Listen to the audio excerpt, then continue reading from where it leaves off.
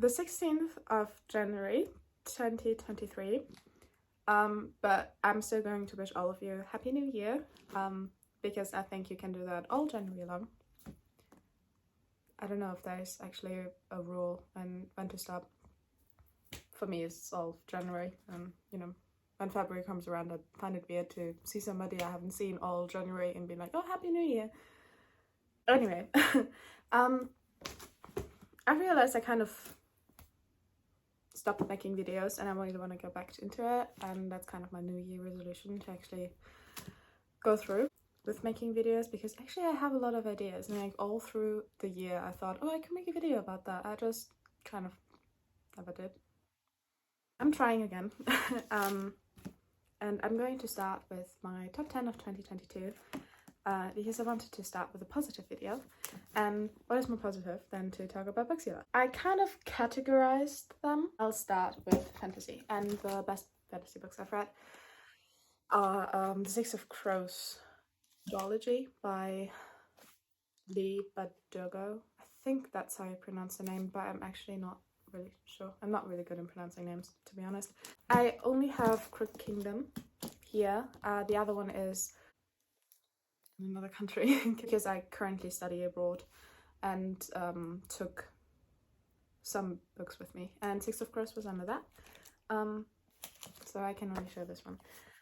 It follows 6 teenagers on a heist to break somebody out of prison. Actually, they break 2 people out of prison, but both times it goes, well, remotely well. The first time it goes quite well, and the second time they have to make some changes.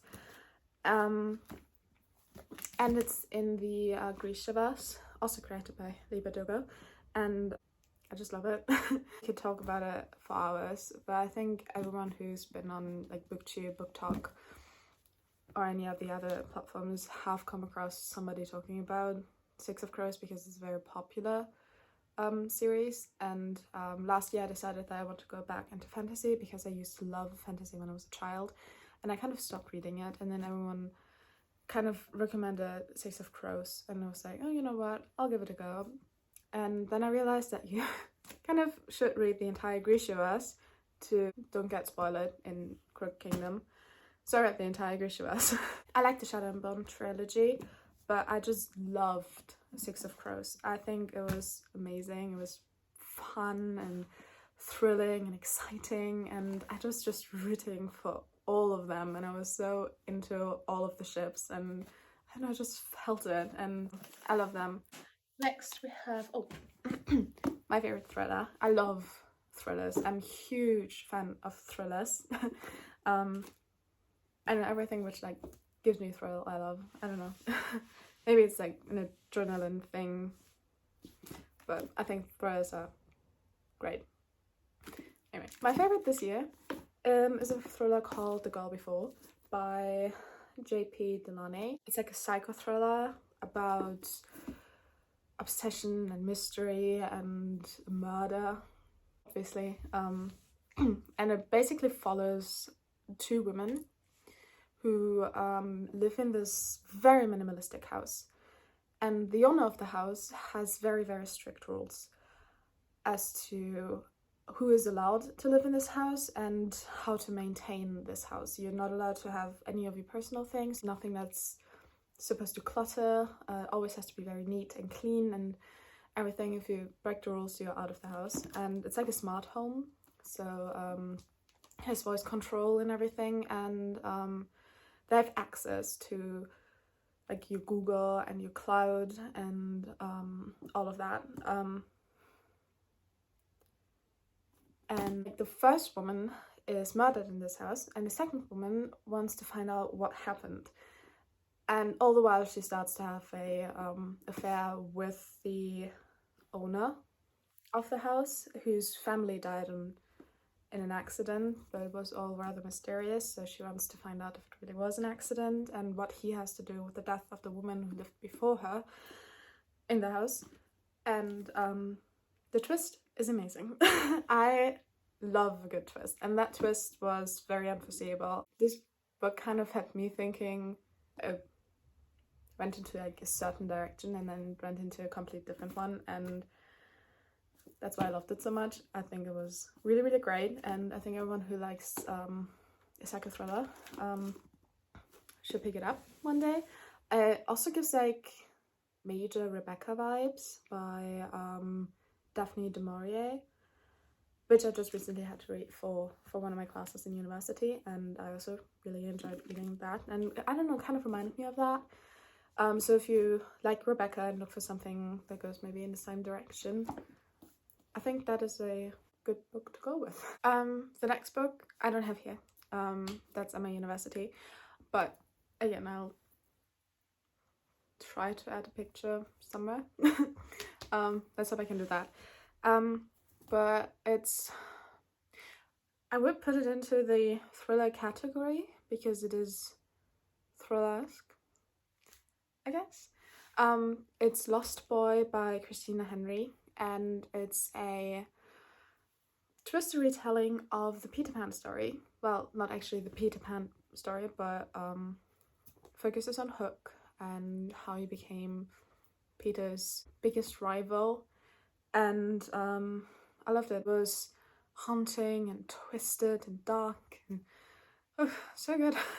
I also read Alice, the Alice trilogy by Christina Henry, and I'm really looking forward to reading more of her dark turns on beloved children characters. I don't know, I never really liked Peter Pan as a child. I always thought he was a little bit annoying and pretentious. So I really liked reading about him as a villain because it makes sense with his character too. Like, it's not like you had to change up the entire character of Peter Pan to make him villainous. I mean, you know, he already was kind of a narcissist if you think about it, and that just, I don't know, calls it out, I guess. Anyways, as I said, very well written, very dark and haunted, and if you like story retellings, I highly recommend her in general. I think she is a great author.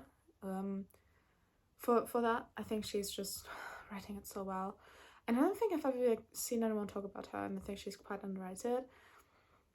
And yeah, I highly recommend it, especially if you liked Peter Pan. It's one of these books I nag my friends to read. I actually gifted one of my friends that book because I just wanted her to read it so badly. And I don't know, ever somebody would be like, hey, can you give me like a really good book recommendation? This is one of the books that comes up because it's just that great. And yeah, as I said, if you like a dark retelling of fairy tales or children's stories, I think Christine Henry firstly is a very, very good place to go, and secondly, Lost Boy, it's a great book, and this is why I took it with me, because I don't know, I tend to like bring my favorite books to a foreign place just to feel more at home, and that's one of my favorite books, which is why it's sitting tightly in a shelf in a student accommodation room. And now I kind of feel like reading it. But I can't, which is a bit sad, but I can when I come back. Next we have romance, and I'm not actually the biggest romance reader. Like, I don't know, I don't like it that much. Except it's like very, very well written, and I got quite into LGBTQ romance this year. Which I think is kind of better than straight romance. But maybe that's because I'm part of that community and therefore prefer that. I don't know. My favorite romance of this year was Aristotle and Dante Discover the Secrets of the Universe by Benjamin Elias Innes. And I think I showed this in my TBR for 2022. So I did read it, which I'm quite proud of. And it's about a boy named Ari and Aristotle, but everyone calls him Ari. And another boy, Dante, who fall in love over the course of a summer. They live in like the 80s, so homosexuality is not really liked amongst the common people. And Ari has some internal struggle with himself. He doesn't really know if he wants to be with Dante, and he kind of doesn't want to acknowledge this part of him because he's scared of what like society will say, and kind of deals with this homophobia in the time and creates a really, really cute love story between Dante and Aristotle. And I think it's just really, really cute and I love it. And it's also quite philosophical, which makes sense because of the names of the characters. It would be weird if it wasn't philosophical, I guess. But I don't know, it's very beautiful. I read it in a day and I cried a little. But that doesn't say a lot about me because I cried everything, to be honest. Next we have, I don't know, contemporary literature, I guess. And this is again a series. It's Before the Coffee Gets Cold by Toshikazu Kawaguchi. Again, I don't know if I'm pronouncing the name right, so I'm sorry about that. It's a Japanese book, but I've read it in English because I can't speak Japanese. I would love to, but I can't. This is the first part. The second part I took with me to my university, and I've read it in December. And I loved it even more than this one. I cried at literally every story. It's basically a collection of short stories, all taking place in the same little cafe in Tokyo. I think it takes place in Tokyo. Anyway, this cafe allows you to go back in time when you sit in a certain spot, but you can only see people who have visited this cafe before. And you only have time until the coffee you've been poured to go back in time goes cold. If the coffee is cold, you're kind of stuck there and you can't leave. If you try to get up, you're sucked back into the current time.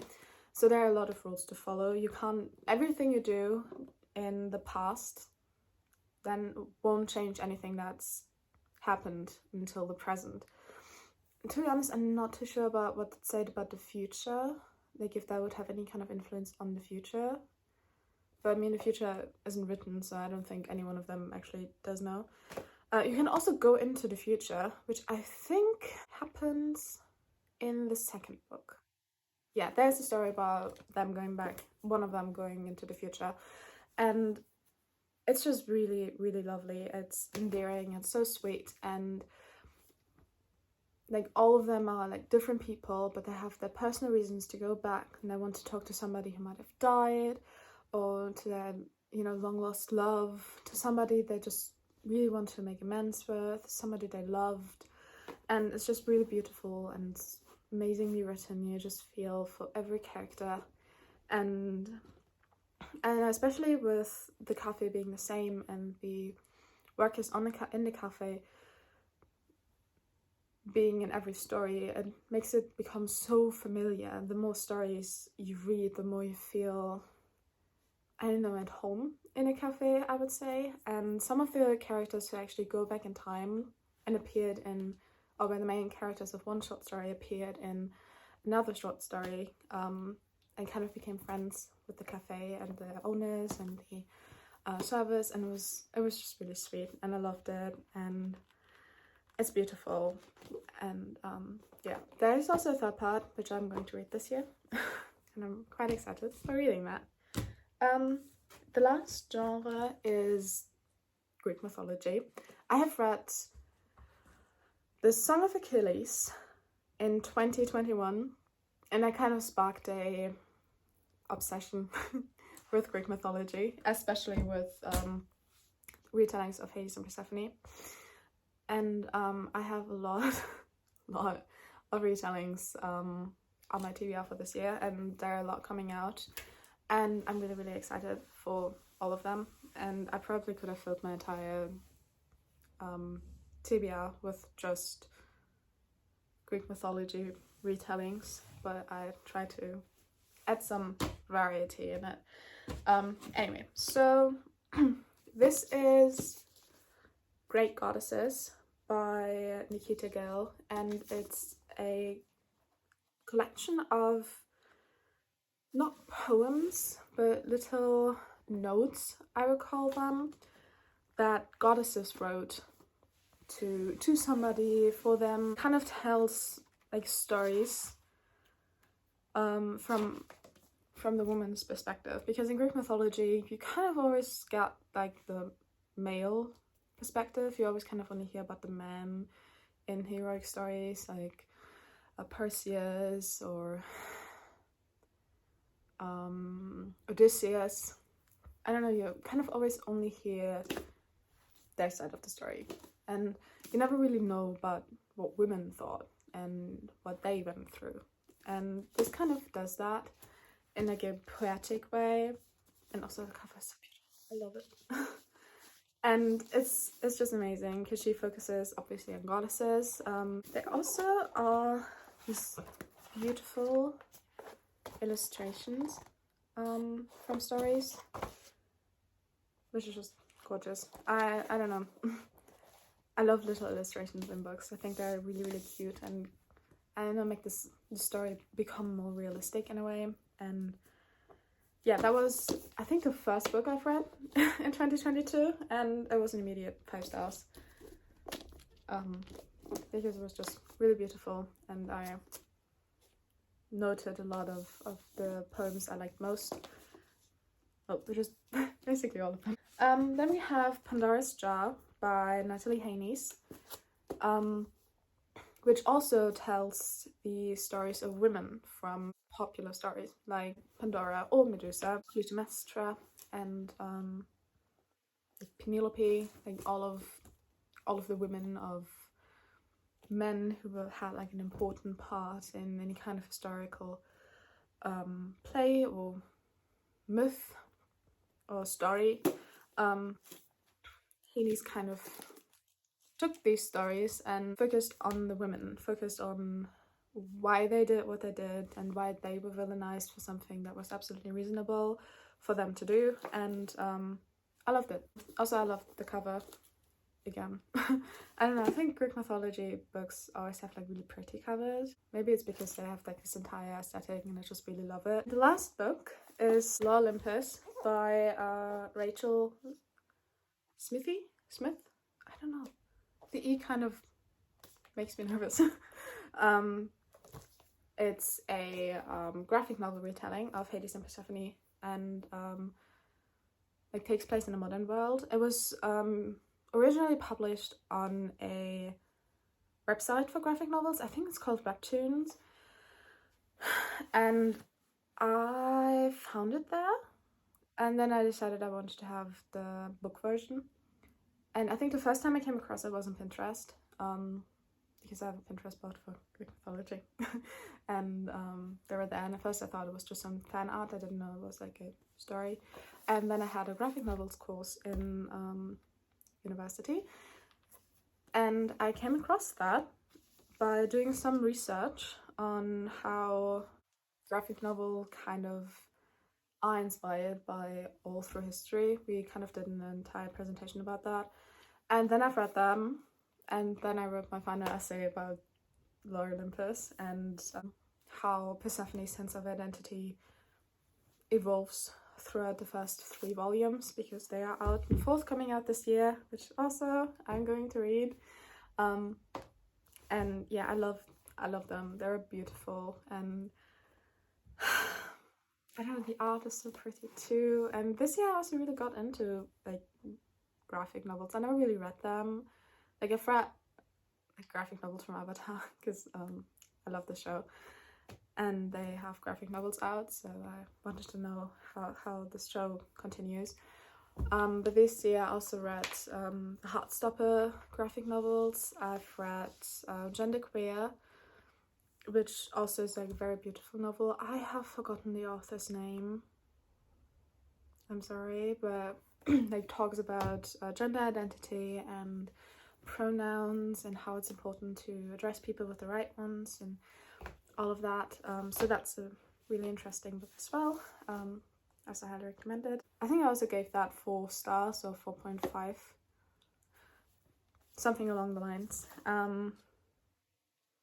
Anyway, this is just amazing. I love it. I mean, there are trigger warnings in here because it does deal with some like issues like abuse and violence, but it kind of solves a purpose. Like especially for Persephone, she came to Olympus and she was sheltered from everything before, and now she kind of has to like learn who to trust, how to figure out whom to trust, and therefore will make some mistakes in trusting, and there will things happen to her, people who want to abuse her naive view on the world. And in here it's not like, you know, it's immediately resolved, but she's going through traumatic events, and these traumatic events help her grow and help her understand herself more and help her become the goddess she's meant to be. I just think this is such a beautiful story, and it's really adorable. Up to now they are not yet together, which kind of annoys me, but I understand, because both of them have to go through like a certain sense of growth to actually be able to be emotionally available enough for having a committed and honest and healthy relationship. Well, it is kind of sad that they're not yet together, because I really want them to be. I think it's better that way, because that just also gives the reader a better sense of who they are individually and who they will become in the end, and it gives them so much more space to grow as people if it's not like instant together, because there are issues they have to work through and they're going to have to take their time to do that. And I think the author did that really great in this book. So for all of you who like Hades and Persephone retellings, I highly recommend this one. These were my top 10s from 2022. Maybe some of you are now inspired to read some of them. And if any of you have other recommendations for any of the genres or other books, or some books you really enjoyed reading last year, or some books you're really excited for this year, you can leave them in the comments. I already have a video I really want to do, which I'm actually quite excited to getting into. It's going to be a bit ranty. I don't know, I just have so much to say about this, and I'm really looking forward to doing that. So if you want to see that, you can subscribe. I would really appreciate it to see you all again on this channel, and I hope you have a lovely week or weekend whenever you're going to watch that.